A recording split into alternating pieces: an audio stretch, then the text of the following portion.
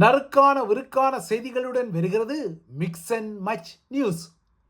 தமிழக சட்டசபையில் இன்று இடம்பெற்ற நம்பிக்கை வாக்கெடுப்பில் முதல்வர் விஜய் தலைமையிலான தமிழக வெற்றிக்கழக அரசு வெற்றி பெற்ற செய்தி இப்போது பழைய செய்தியாகிவிட்டது.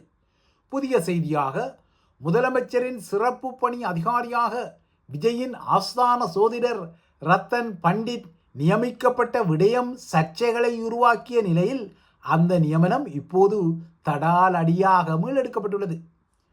சோதிட பின்னணி கொண்ட ரத்தன் பண்டிட்டின் உயர் அதிகாரி நியமனத்துக்கு தமிழக வெற்றிக் கழகத்திற்கு ஆதரவு தெரிவித்த திமுகவின் பங்காளி கட்சிகளும் எதிர்க்கட்சிகளும் கடுமையான விமர்சனங்களை தொடுக்க உடனடியாகவே அவரது நியமனம் மீளெடுக்கப்பட்டது.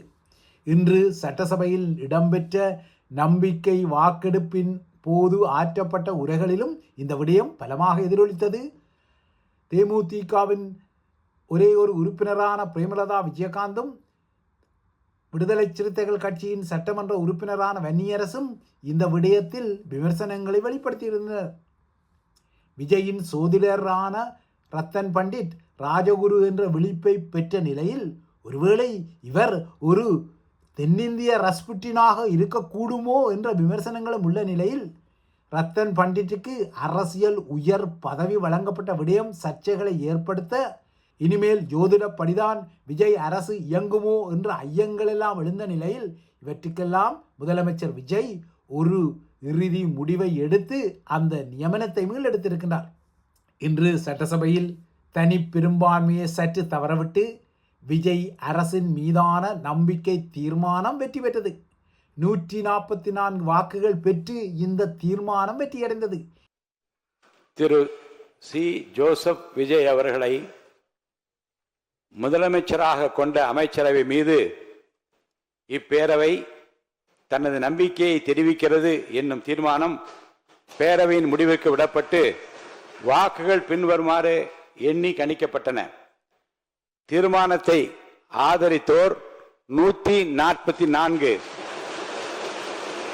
எனினும் தனிப்பெரும்பான்மை இந்த தீர்மானத்துக்கு கிட்டாத ஒரு குறை முதல்வர் விஜய்க்கு கொஞ்சம் இருக்கத்தான் செய்தது. இப்போது சட்டப்பேரவை திகதி குறிப்பிடப்படாமல் ஒத்திவைக்கப்பட்டுள்ளது.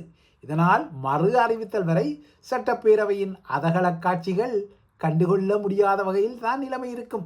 ஆனால் இன்றைய வாக்கெடுப்பில் கட்சிகள் வெளிப்படுத்திய காட்சிகள் புதிய செய்திகளுக்கும் ஆதாரங்களை வழங்குகின்றன. இன்றைய வாக்களிப்பு இடம்பெறும் முன்னர் தமிழக வாக்காளர்களில் 65% வாக்காளர்கள் தமிழக வெற்றிக் கழகத்தை நிராகரித்தார்கள் என்ற செய்தியை சொல்லியபடியே எதிர்க்கட்சித் தலைவர் உதயநிதி ஸ்டாலின் திமுகவில் உள்ள தனது சகபாடிகளான 59 உறுப்பினர்கள் சகிதம் வெளிநடப்பு செய்து கொண்டார். அதன் பின்னர் இடம்பெற்ற வாக்கெடுப்பில் விஜய் அரசுக்கு ஆதரவாக 144 வாக்குகள் கிட்டின, எதிராக 22 வாக்குகள் கிட்டின. பாமகவின் 4 உறுப்பினர்களும் பாஜகவுக்கு இருக்கும் ஒரே ஒரு உறுப்பினரும் நடுநிலைமை வைத்தனர். இவர்கள் நடுநிலைமை வைத்தது எங்கே இவர்களும் விரைவில் விஜய் தரப்புக்கு ஆதரவாக மாறலாம் என்ற ஐயங்களையும் எழுப்பியுள்ளனர்.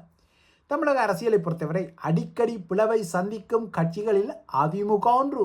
அதுவும் இப்போது மீண்டும் ஒரு பிளவை சந்தித்து சண்முகம் மற்றும் வேலுமணி அணியினவும் அதற்கு எதிராக எடப்பாடி பழனிசாமி அணியினவும் கட்சி இந்த பிளவு வந்துவிட்டது.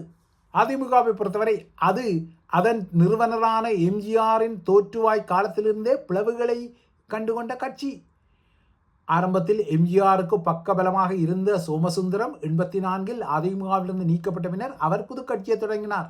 அதன் பின்னர் எம்ஜிஆர் 1987 காலமான பின்னர் அதிமுக அணி யானகி அணியினவும் ஜெயலலிதா அணியினவும் 2ஆக பிளந்தது. இதற்கு பின்னர் 95 ஆர்.எம். வீரப்பன் அமைச்சரவையிலிருந்து கடாசப்பட்டார்.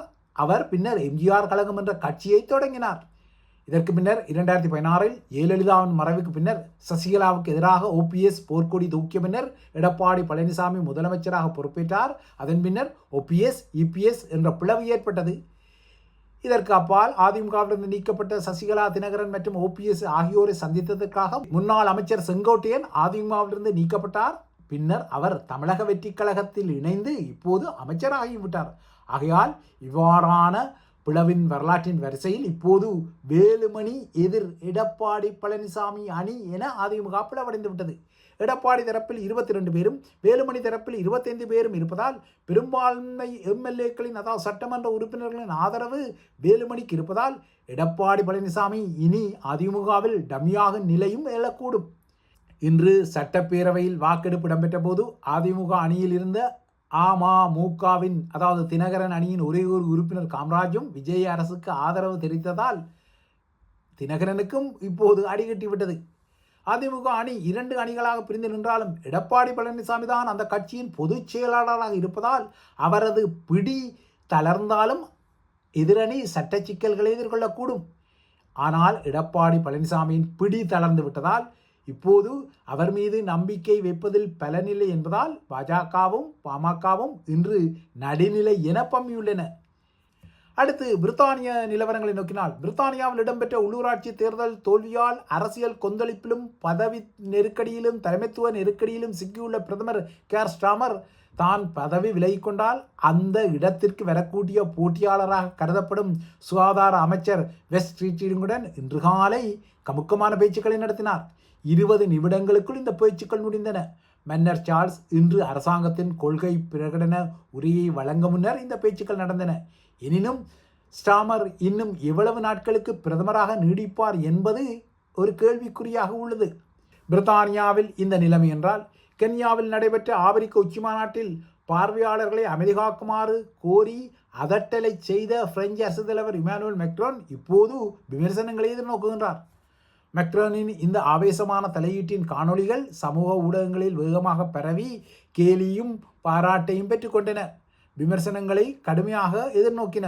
தான் பங்கேற்ற அரங்கில் பார்வையாளர்கள் கசா முசா என பேசிக்கொண்டதால் ஒரு இரைச்சல் ஏற்பட்டதால் சீற்றம் அடைந்த மெக்ரான் வெளிப்படையாகவே விரக்தியை வெளிப்படுத்தி திடீரென மேடைக்கு ஏறி பேச்சாளரிடம் வாங்கி ஆங்கிலத்தில் உரையாற்றினார்.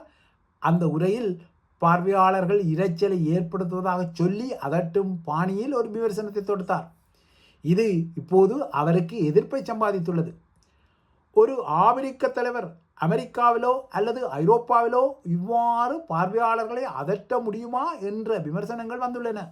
குழந்தைகளை கண்டிக்கும் ஒரு பாடசாலை ஆசிரியரை போல அரங்கொன்றில் இமானுவேல் மெக்ரான் நடந்து கொண்டதாக குறைகளும் விமர்சனங்களும் எதிர்ப்புகளும் பிரான்சிலும் எழுந்துள்ளன. இவைதான் நரக்ஸ் விரக்ஸ் செய்திகள். தொடர்ந்தும் ஐபிசி தமிழுடன் இணைந்திருங்கள்.